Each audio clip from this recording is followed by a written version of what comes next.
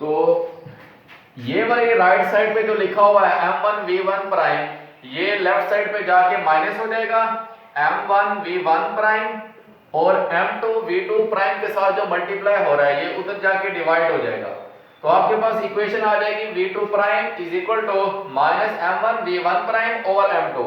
अब इसके ऊपर देखें, v2 प्राइम है गन की वेलोसिटी और v1 प्राइम है गोली की वेलोसिटी, बुलेट की वेलोसिटी। m1 है मास गोली का, बुलेट का, और m2 मास है आपके पास गन का मास है। ठीक है जी। आप इसकी जो वैल्यू निकालेंगे वो आपके पास नेगेटिव में आएगी, और नेगेटिव साइन ये जाहिर कर रहा है कि बुलेट की और गन की जो डायरेक्शन है वेलोसिटी की वो अपोजिट है। ठीक है जी। तो ये आपके पास डेली लाइफ एग्जांपल है जिसके जरिए आप जो है ना एक प्रॉब्लम को सोल्व कर सकते हैं with the help of law of conservation of momentum.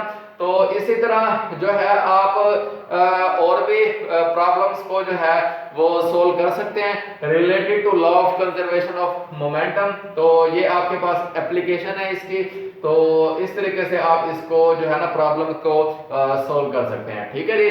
तो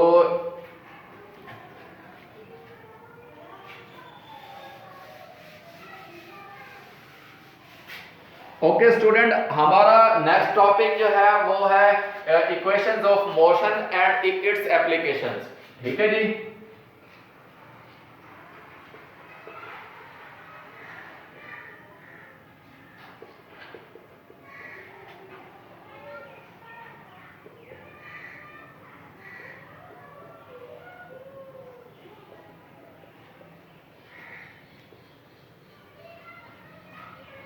देखिए आपके पास इक्वेशंस ऑफ मोशन जो है वो कुछ इस फॉर्म में होती हैं।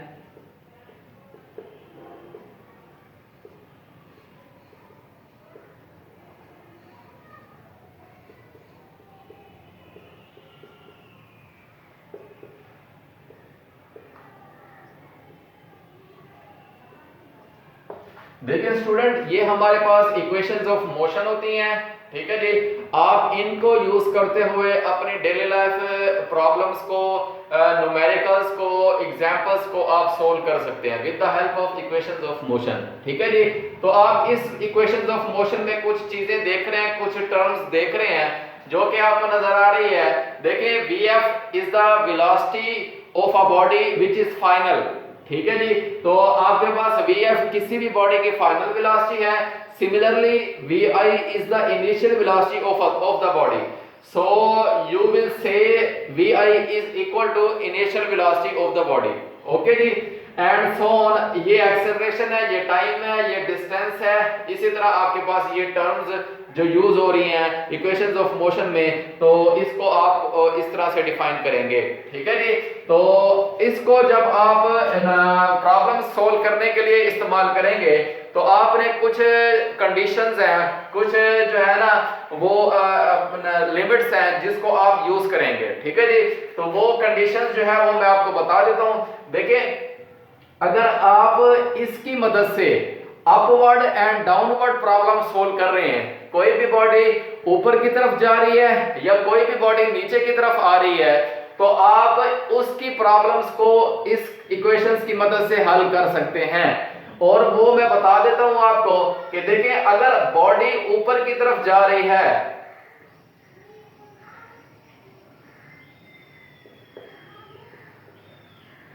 अपवर्ड मोशन के लिए आपके पास जो फाइनल वेलोसिटी होगी, ठीक है जी, वो आपके पास 0 होगी। ये कंडीशन है अपवर्ड मोशन के लिए। और आपके पास इसी तरह स्टूडेंट्स डाउनवर्ड मोशन के लिए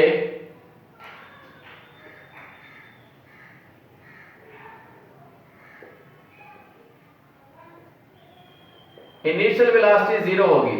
देखिए, इसकी एग्जांपल आप इस तरह से ले सकते हैं कि फॉर एग्जांपल आपके पास एक बॉल है, क्रिकेट बॉल। आप उस बॉल को जो है नीचे से ऊपर की तरफ फेंक रहे हैं, तो जब भी आप नीचे से ऊपर की तरफ फेंकेंगे तो यकीनन वो बॉल कुछ देर बाद रुक जाएगी और फिर दोबारा नीचे की तरफ आएगी। देखिए अगर आप गौर करें तो इनिशियली आप उसको ऊपर की तरफ आपने फेंका, लेकिन उसकी फाइनल वेलोसिटी जो जहां पे वो रुक गई वो उसकी फाइनल वेलोसिटी होगी, और वो आपको पता है कि रुकने की वजह से फाइनल वेलोसिटी उसकी जीरो हो जाएगी। So you will put the value of vf is equal to 0 for the upward motion. Okay जी, so and similarly and you will put the value of initial velocity is equal to 0 for downward motion. देखिए अगर वही ball आपके पास कुछ देर बाद नीचे की तरफ आएगी, ठीक है जी, वहां पे थोड़ा सा लम्हा रुकी है और नीचे की तरफ फौरन आना शुरू हो गई है, तो आप डाउनवर्ड मोशन के लिए जब वो नीचे की तरफ आ रही है तो उसकी इनिशियल वेलोसिटी जीरो है।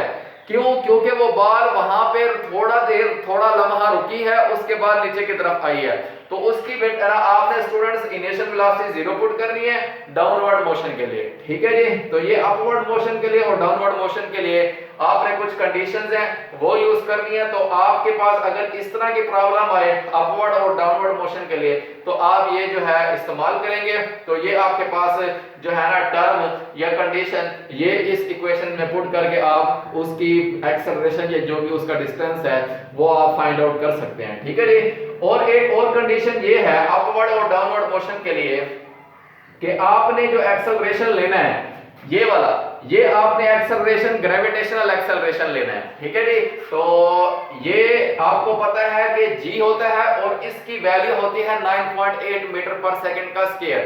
ठीक है जी, तो a का आपने एक्सेलरेशन g वाला लेना है और इसकी वैल्यू आपके पास 9.8 मीटर पर सेकंड का स्क्वायर है। लेकिन आपने एक बात का ख्याल करना है कि जब बॉडी ऊपर की तरफ जा रही है तो आपने जो g लेना है वो आपने नेगेटिव लेना है। क्यों? क्योंकि देखें आपके पास बॉडी जो है वो ऊपर की तरफ जा रही है और g की जो डायरेक्शन होती है, ग्रेविटेशनल एक्सेलरेशन की जो डायरेक्शन होती है वो नीचे की जानिब होती है, तो आप इसकी जो वैल्यू है g की वो 9.8 वो आप नेगेटिव में पुट करेंगे। ठीक है जी, इसी तरह आप स्टूडेंट्स डाउनवर्ड मोशन के लिए जी की वैल्यू पॉजिटिव पुट करेंगे, क्योंकि जी की वैल्यू भी डाउनवर्ड है और बॉडी की मोशन भी डाउनवर्ड है, तो सेम डायरेक्शन के लिए आप जी पॉजिटिव पुट करेंगे, अपोजिट डायरेक्शन के लिए जी नेगेटिव पुट करेंगे। ठीक है जी, तो ये आपने कुछ कंडीशंस का ख्याल करना है उस वक्त जब आपने अपवर्ड एंड डाउनवर्ड मोशन की प्रॉब्लम्स को सोल्व करना है। ठीक है जी, तो इसी तरह से आप जो है इसकी डिस्टेंस मालूम कर सकते हैं, टाइम मालूम कर सकते हैं और काफी सारी वैल्यू आप फाइंड आउट कर सकते हैं। ठीक है जी, तो इसी तरह जो है आप अपवर्ड एंड डाउनवर्ड मोशन है, इसी तरह आप लीनियर मोशन के लिए भी आप प्रॉब्लम्स को सोल्व कर सकते हैं। ठीक है जी, उसमें आपने फाइनल वेलोसिटी को पुट करना है, इनिशियल वेलोसिटी, एक्सेलरेशन, तो टाइम आप मालूम कर सकते हैं, या कोई और चीज मालूम करनी है तो आपके पास बाकी सारी चीजें दी गई होंगी, तो आप इस तरह से सारे के सारे लीनियर मोशन के लिए भी आप इसको यूज करते हुए प्रॉब्लम्स को सोल्व कर सकते हैं। ठीक है जी, तो आपके पास ये फार्मूलाज थे इक्वेशंस ऑफ मोशन के, जिसके जरिए आप डेली लाइफ प्रॉब्लम्स को सोल्व कर सकते हैं। इसी तरह आप स्टूडेंट्स इसके जरिए, इसकी मदद से आप जो है रोटेशनल मोशन की प्रॉब्लम्स को भी सोल्व कर सकते हैं। कोई बॉडी अगर एक पॉइंट के गिर्द घूम रही है तो उसकी जो है ना प्रॉब्लम्स को भी आप सोल्व कर सकते हैं, लेकिन उसमें टर्म्स जो चेंज होंगी रोटेशनल मोशन के लिए वो vf, देखिए v लीनियर वेलोसिटी होती है, हम उसके लिए ओमेगा यूज करेंगे जो कि एंगुलर वेलोसिटी होगी। तो मैं यहां पे फॉर रोटेशनल मोशन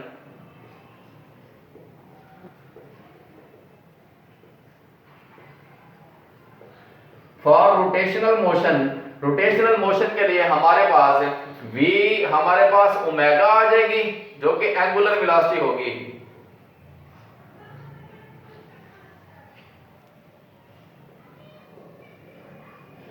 और इसी तरह आपके पास a अल्फा a एक्सेलरेशन है, तो इसकी जगह आप एंगुलर एक्सेलरेशन पुट करेंगे जो कि अल्फा होता है।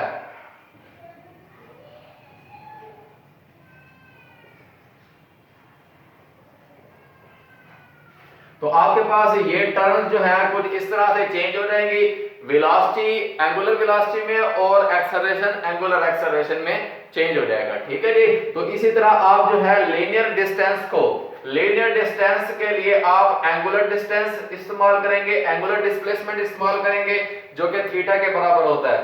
तो इसको आपने जो है ना मसावात को एंगुलर डिस्प्लेसमेंट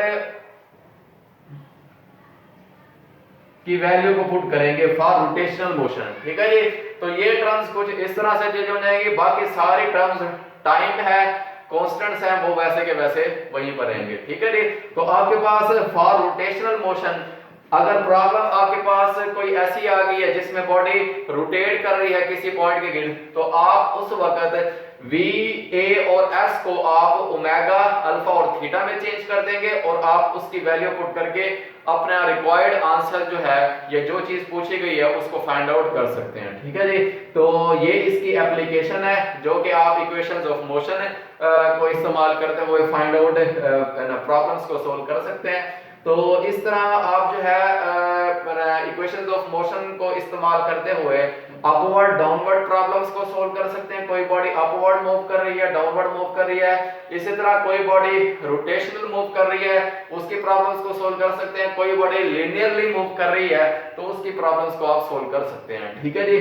तो ये आपके पास तीन तरह की प्रॉब्लम्स आ सकती हैं, इक्वेशंस ऑफ मोशन से आप उसको हल कर सकते हैं। ठीक है जी।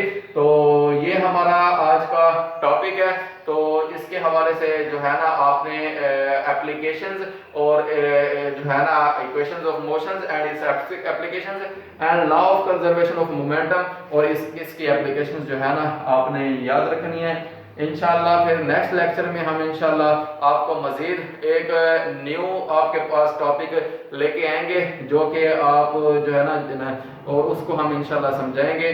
बाकी अल्लाह आपका निगहबान हो। अल्लाह हाफिज़, अपना ख्याल रखिएगा।